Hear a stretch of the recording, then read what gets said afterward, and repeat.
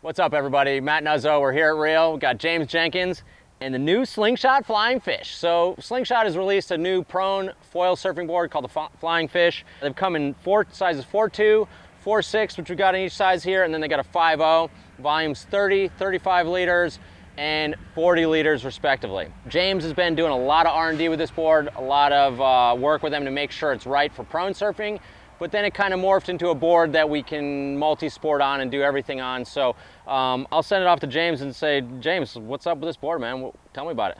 Yeah, so this is the board I've been riding. This is the 4.2. I actually have it set up for winging right now with the strap inserts and my Infinity 76 wing on the bottom.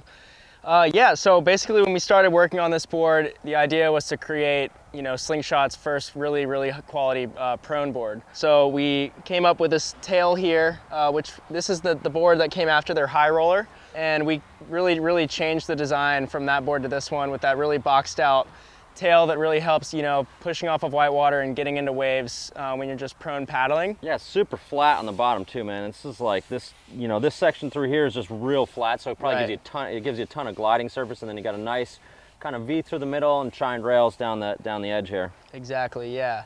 So having that flat bottom and then that really big tail helps get into waves super easy.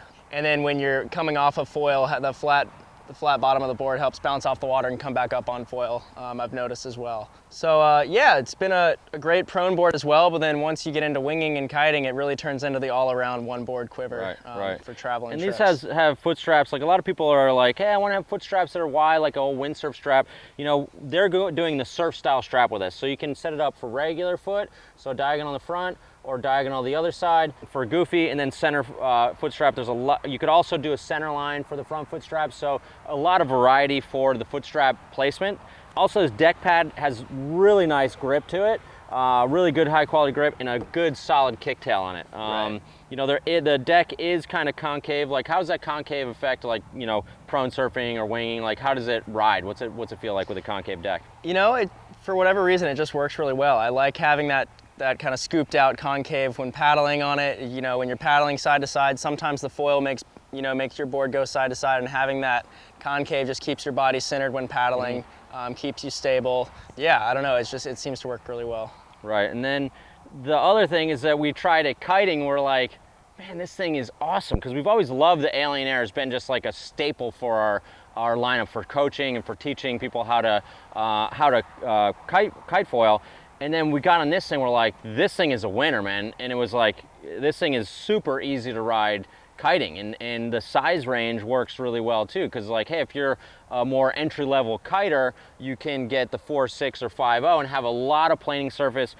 It's so stable, right? With that flat bottom, when you stand up on the board, it's super stable, doesn't roll, and having that good full deck pad gives you a lot of grip and control. So it was like, man, this board is the trifecta. So it's made as a prone board, which it works really well, is that because of again, that big tail block, you're getting pushed in, you're getting that glide into waves. How's it for pumping prone surfing? Yeah, it pumps totally great. It's funny. You don't see, you freaking pump laps around me, so you don't seem to have a problem with it. Right, yeah. I think the sizes work really well, especially for pumping. I ride the 4.2, which is the smallest one they make, and I think having that 4.2 length combined with all of the volume that they pack into this for getting into waves, it paddles really well, but having that shorter board really helps with pumping. So right.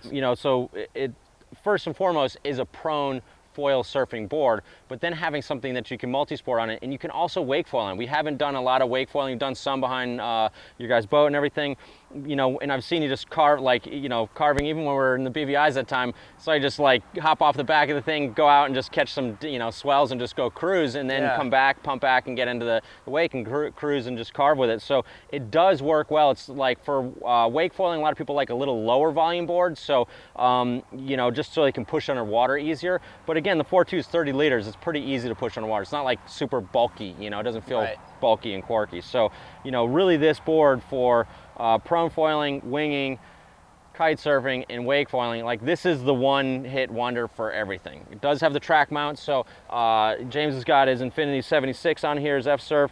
Got a good range, for beginners, going to go in the back. More advanced riders are going to go all the way up front. But it has a good range of mounting position, and you can mount any foil on here. So if you have a different brand's foil that has a track mount, you can do that and mount it on there pretty easily. So James, anything else to say about the Flying Fish? Yeah, you know, we put a lot of work going back and forth between myself and Slingshot on this board. You know, the first prototypes they sent me, they didn't have strap inserts. Then I was like, man, this thing's great for pushing underwater. It'd be a great deep water start winging board. So let's put strap inserts and do some big old jumps on it. So, you know, we put a lot of work into it, gone back and forth, tweaked some things. The prototypes had much more pointed noses, and so we really rounded this nose out, which I've found that really helps just with paddling power. All around, a lot of work's gone into this board, and I think it's really come out to be something awesome for multi-sports. Right on, man. Well, if you want more reviews, go to realwatersports.com. If you have any questions about the Flying Fish, give us a call at the shop, 252-987-6000. See you guys on the water. Thanks, James.